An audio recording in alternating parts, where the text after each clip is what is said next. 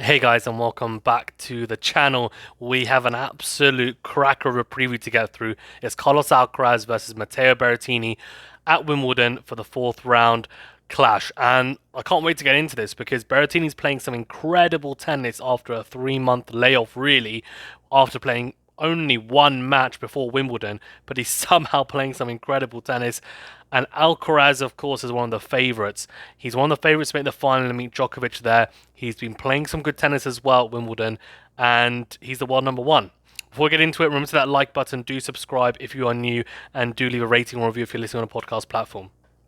Okay, we're going to break this down in a few ways then. So first of all, we're going to talk a little bit about how each player's looked, so their run at the tournament so far. Have a quick talk about who they've played against and how they've looked and the results. Then we're going to talk a little about the head-to-head, which is 2-1 in favour of Alcaraz. They've never played on grass, though, so we won't touch upon that in too much detail because there's not too much to get into in terms of grass court analysis.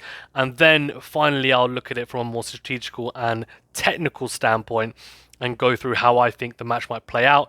Both players have huge weapons to utilize on this surface, and it's going to, in my opinion, end up resulting in an incredible blockbuster and a very entertaining match with lots of winners, lots of aces, probably lots of net exchanges as well. And I'm looking forward to it, and I'm here for it.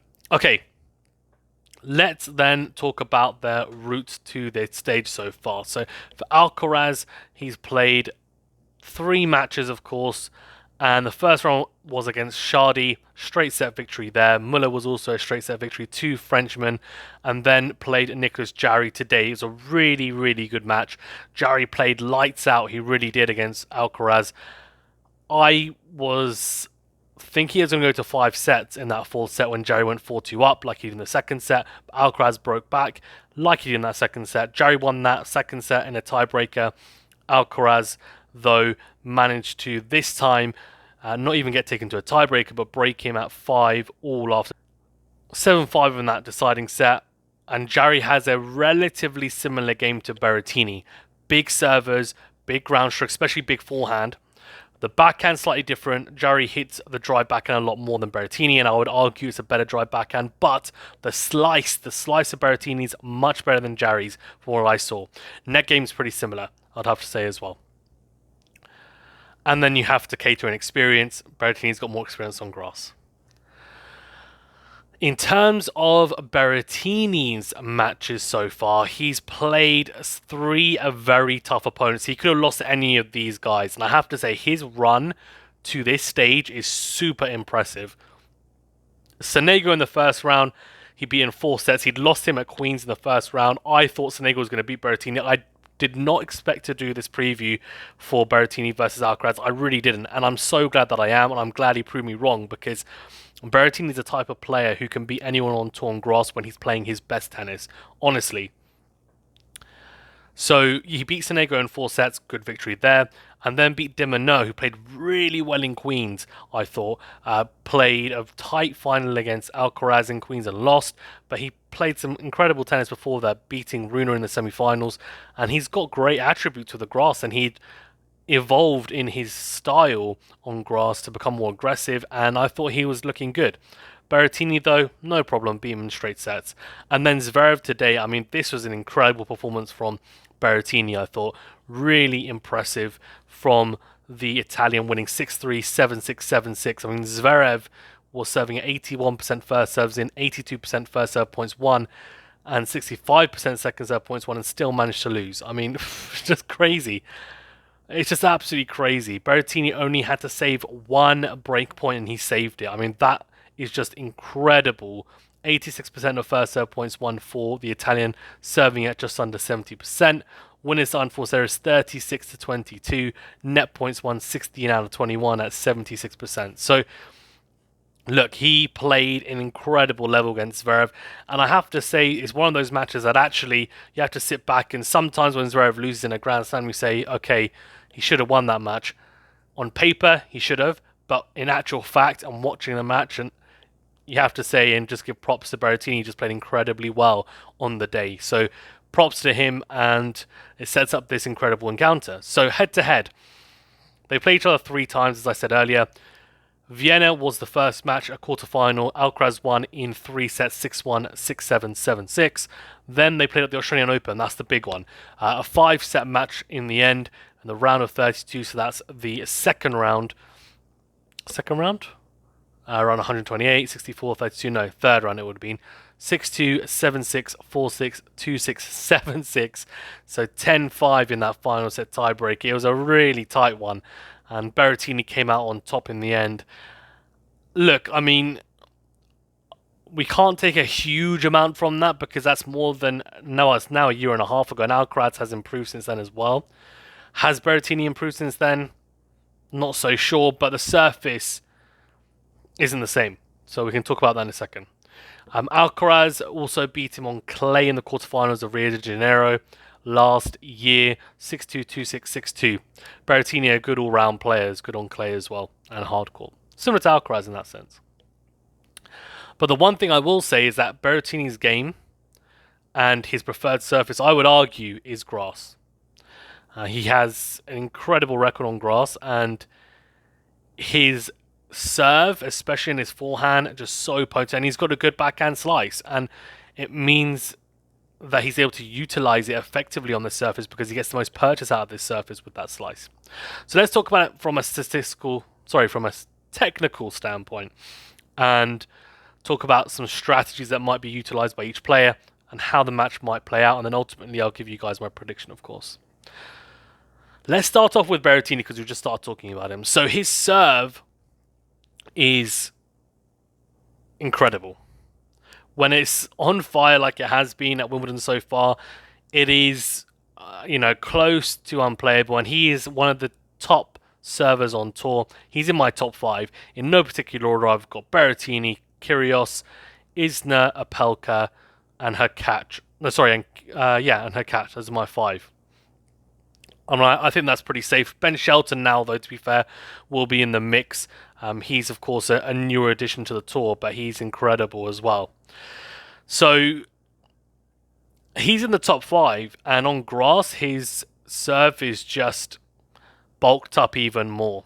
It really is. It's like a serve on steroids because the surface is so quick, it skids on even more. It just speeds up.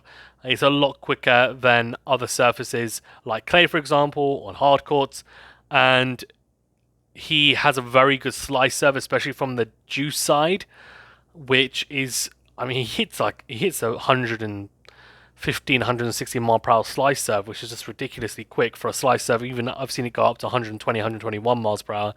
And his second serve isn't particularly slow either. We're talking about 100, 110 at times. So his second serve is not terrible, and it's normally a very good kick serve, which even on the grass tends to get up there, and it can be effective. He has all the serves in the book, honestly. Flat serve out wide, down the tee, kick serve out wide, body serve.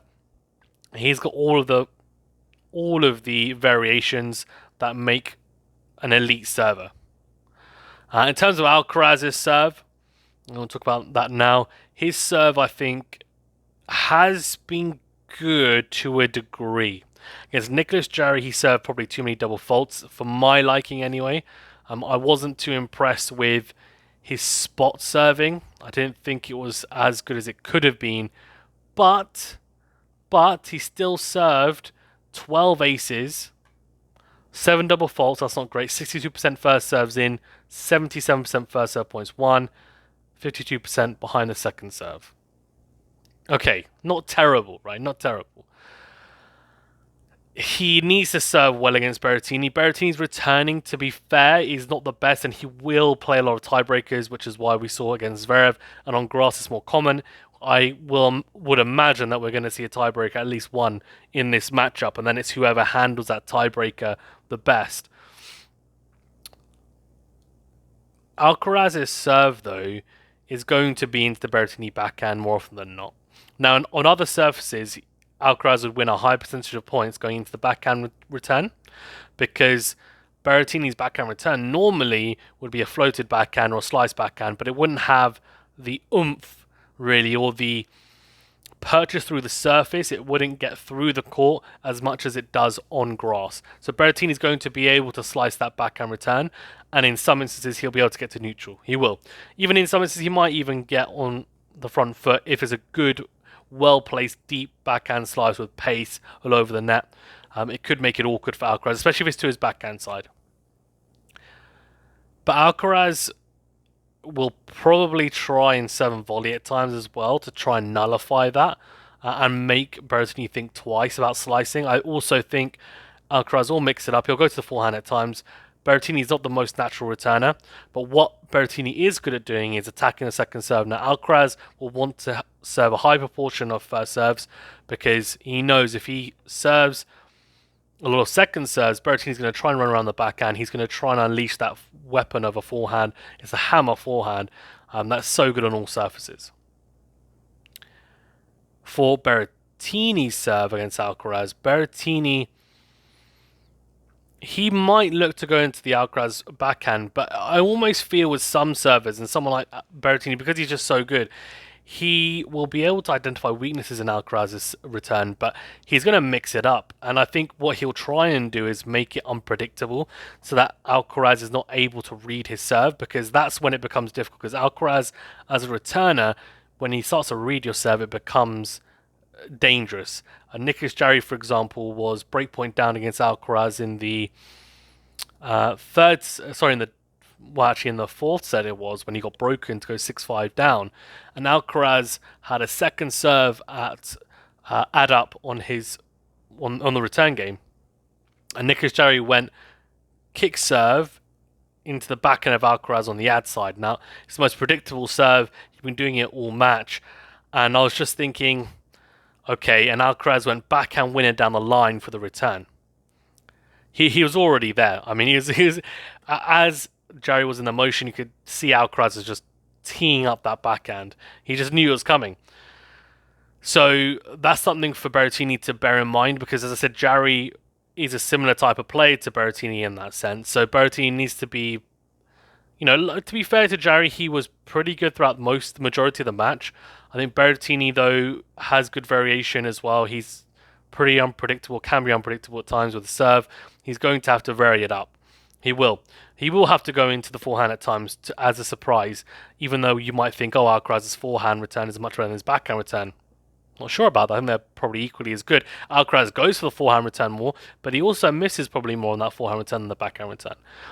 I also think Berrettini needs to go into the body and make it awkward for Alcaraz. He's got a big enough serve. His kick serve's good as well. I've seen people hit the second serve into the body as a kick serve, and I think it's a really useful tool as a variation. I think it needs to be utilized for sure.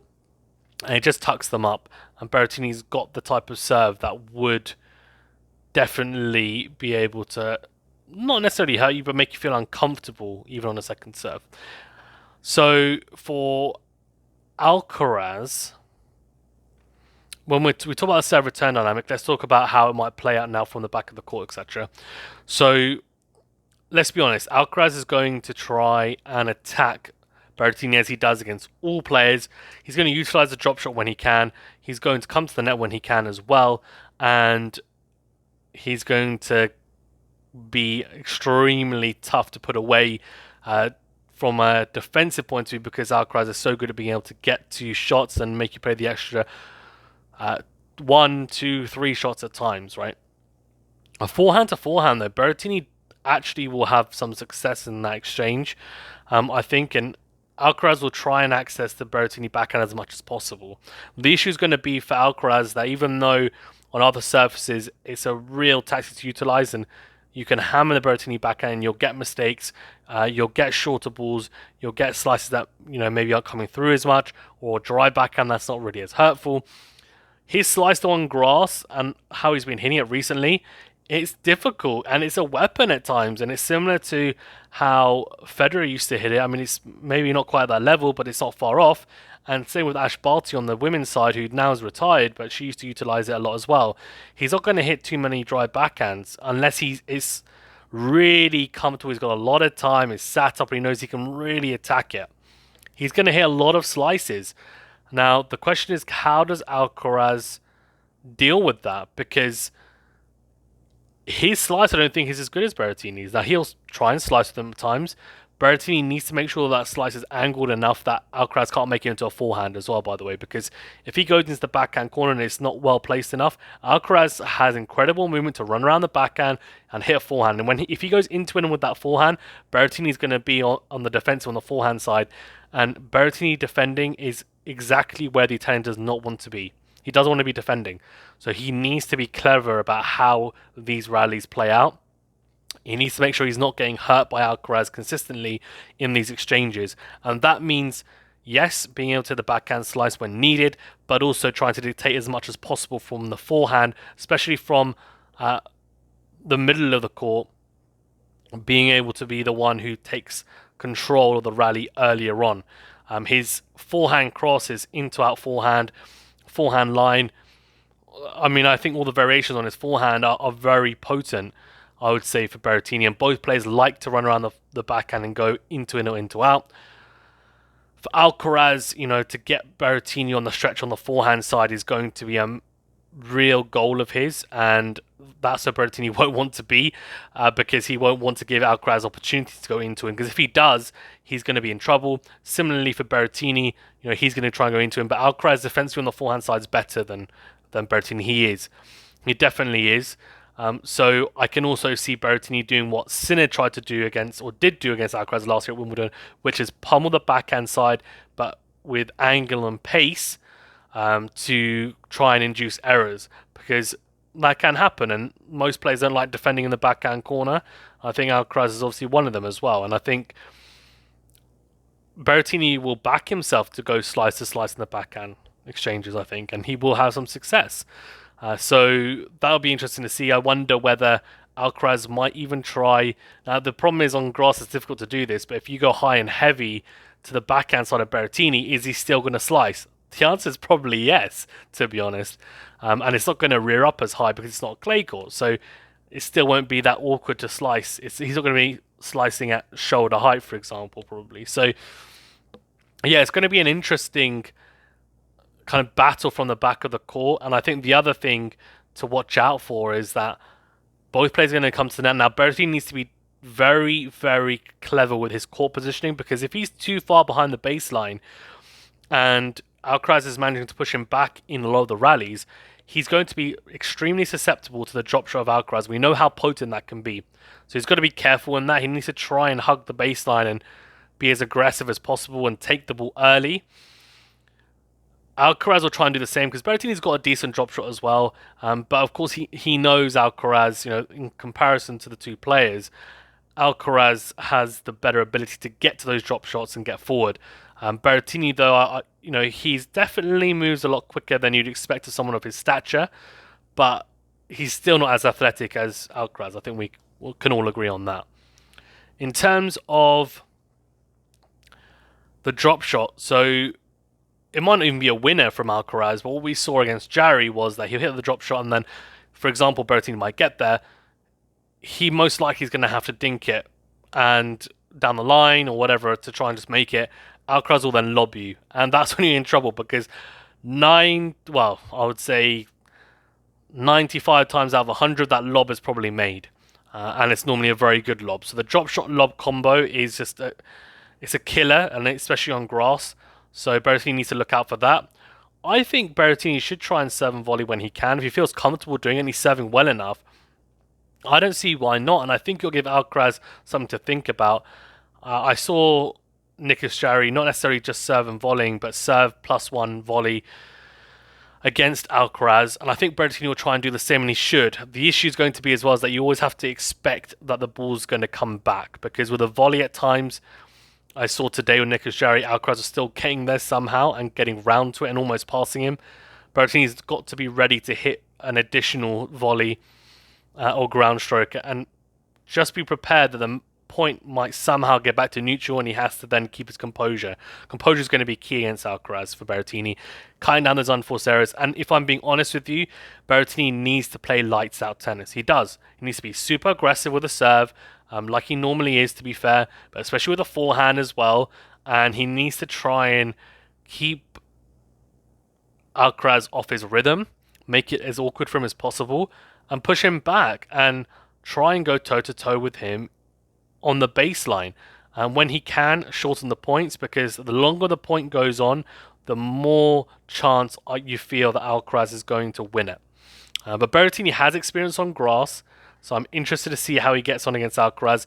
I would say this is his best chance. If they were to play on any other surface or any other tournament, I would say Alcaraz is quite a big favourite. But on grass at Wimbledon, I actually think Berrettini has a pretty decent chance to at least do something. My prediction is Alcaraz to win, but in 4 sets. I think Berrettini will win one. It might be a tiebreaker. I wouldn't even be surprised if it goes to 5 sets. I would be surprised if Berrettini wins. But if he plays like he did against Zverev, it wouldn't be a massive surprise. But I would still be surprised to some degree. Let me know your predictions in the comment section below. Thank you very much, guys. Stay safe and well. We'll see you on the next video.